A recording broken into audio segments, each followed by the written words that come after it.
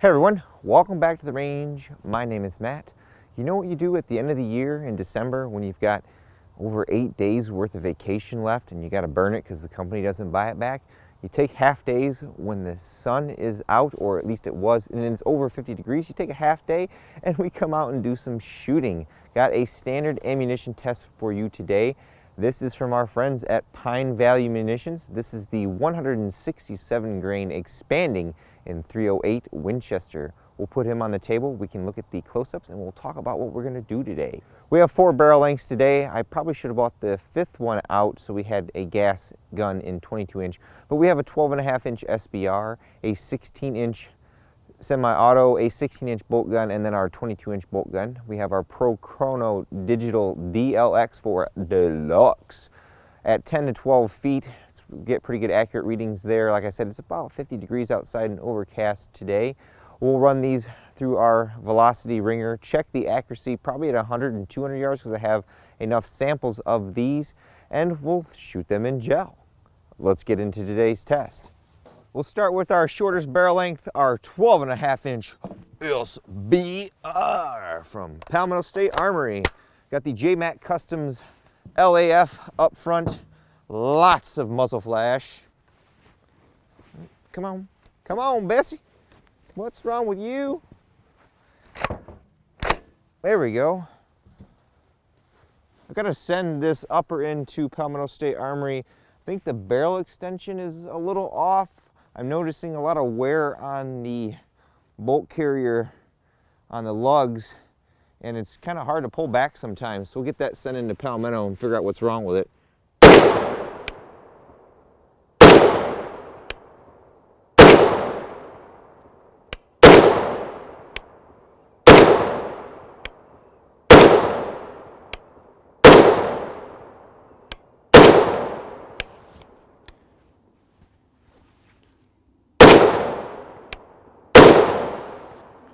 Got bumped in the nose with a charging handle there. That's kind of odd. Never seen that happen before. Maybe I didn't have it locked all the way into place. And now our 16-inch gas gun, another Palmetto State Armory build, 1 in 10 twist stainless steel upper. Got a primary arms 3 to 18 power silver line series scope up top and a Burris QD mount. Makes it so I can swap between guns.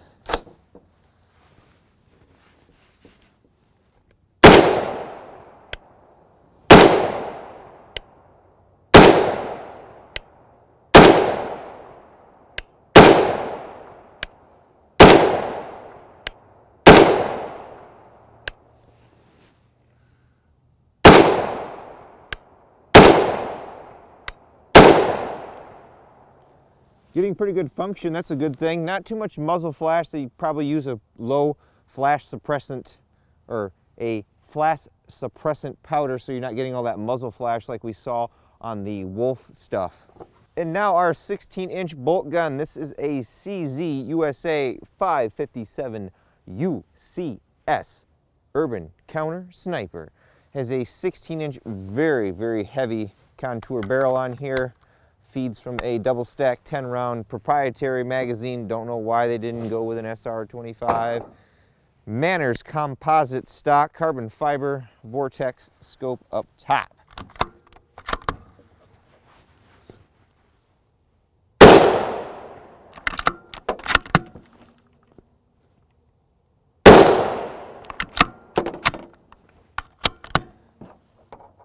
Got to run this bolt a little faster, or I'm just getting lazy or slow.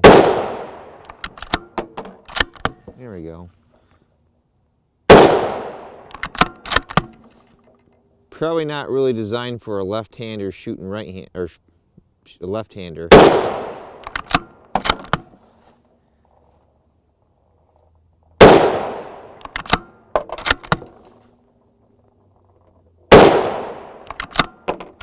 Keep hitting my knuckles with the brass.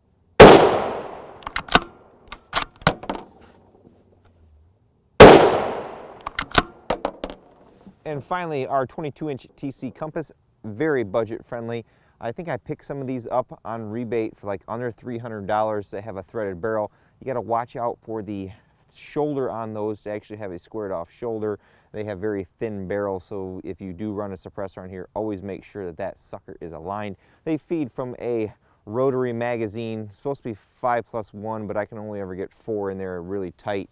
But for a budget gun, for my testing, works great.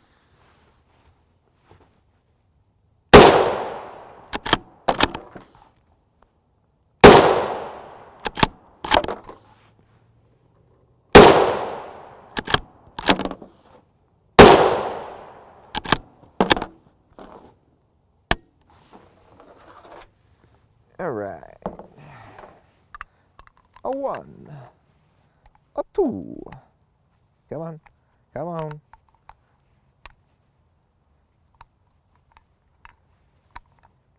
Frustration level is high. Insert Jeopardy theme music for waiting for me to change the magazine because I didn't bring the second one.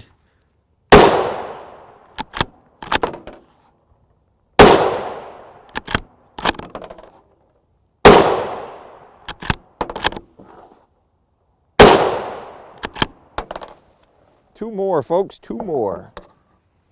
My little shooting block, not the greatest. Pretty lightweight, tends to fall over a lot or get taken by the wind.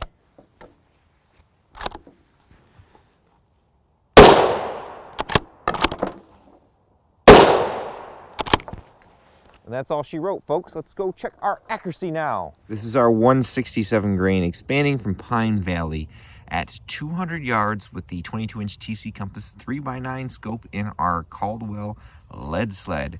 1.84 inches with minimal wind. That is a 5-shot group. I will take that. That is his first group. This one over here is slightly better at 1.57 inches. We'll throw the 16-inch in the sled and see if it can improve. But I think our 22-inch with the 1 in 12 twist really shines in the 150 to 175 grain, and our 1 in 10 twist in the CZ likes really heavy stuff. Here's our 5-shot group from our 167 grain Pine Valley expanding from the 16-inch with the 16 power scope. There is literally minimal to no wind outside today. It's a little cold, but it's a good day for just some slow bench shooting as long as my feet don't get cold. I'll take 1.3 inches on that. Here is our 167 grain expanding at 100 yards, our TC Compass 22-inch barrel, 3 to 9 power scope, 0.88 inches. It's a little on the cold side today, about 30 degrees. It did snow and rain the last couple of days, but there is no wind today. Overcast, so it's been a pretty good day for shooting. I will take that group. As always, your mileage may vary. I put the can back on our 16-inch CZ at 100 yards, our 167 grain expanding, 0.86 inches. Really tight group there. Now, if you let me throw this guy away, that was 4 shots at 0.35 inches. Otherwise, including that flyer, which might have been the cold bore shot, 1.07 inches. Again, it's 30 to 32 degrees outside when I'm shooting this group today. It rained and snowed the last couple of days, so humidity's higher, but there is no wind today. It's just cold, and obviously my trigger finger gets cold after a little while sitting. But I would say for your mileage may vary, I'll take these groups any day of the week. Time for some Jello shots. We have some 10% FBI block with 6x6x16 from Clear Ballistics Gel Block. Got it about 15 feet down there with the chronograph. Got the slow-mo camera going. We'll start with the 12.5 inch and 16. Check it out and then do the 22 inch. A little bit of foreshadowing here depending on when I actually publish these videos. This has a pretty wide tip in it. I'm going to guess we're going to see pretty good expansion out of this, even from the short barrel length, based on what we saw with the 168 grain match.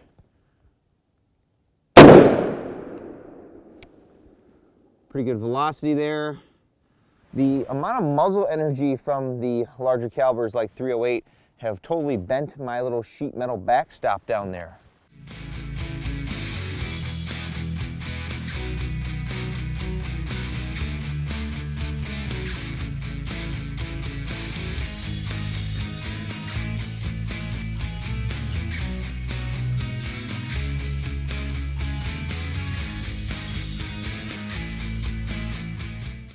Now we'll grab the shot from the 16-inch and then go check out what we did. One of the positive things about owning a suppressor, when it gets cold outside, you fire a couple rounds through there and you need to warm your hands up, just go rub your suppressor a little bit. Just rub one out on that guy. Wink, wink.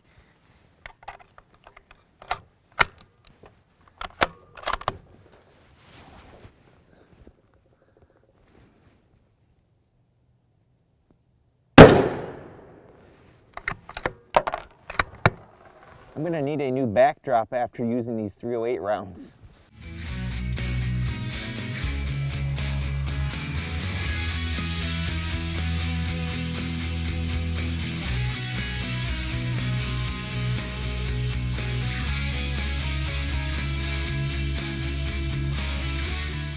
Ooh, this looks like it's gonna be a very impressive load. You can see almost an instant neck there. You can see the muzzle energy from these rounds that they impart even on this gel block has bent this piece of sheet metal. I don't remember if this is 16 gauge or 18 gauge, but this wasn't bent a few minutes ago. Anyways, very similar looking wound tracks out to about the 12-inch mark. You can see it settle down, and the one right here in the foreground is our 12.5-inch. And then the 16-inch is, stupid gimbal, only about an inch shallower than the 12.5-inch. So right around, 18 inches of penetration. Very impressive. We'll grab those out of the block when we get a second. Come on, gimbal. Here's a top-down shot. Not bad. They expanded even out of the 12.5-inch. So that means a couple hundred yards down range, maybe 200 yards, that you would still get expansion out of this and ample penetration. Our 12.5-inch and then our 16, very similar. The lead wants to pop off the 16 there. We'll of course get measurements and macros off these for everyone. Let's get to the 22-inch now. And now for our piece de resistance, our 22-inch barrel, maximum velocity. Got a fresh block down there, although it's sitting kind of lopsided because the backdrop is all bent to hell.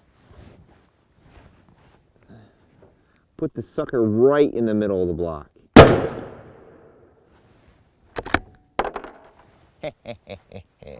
Right where I wanted it to, mate. Let's go see what we did.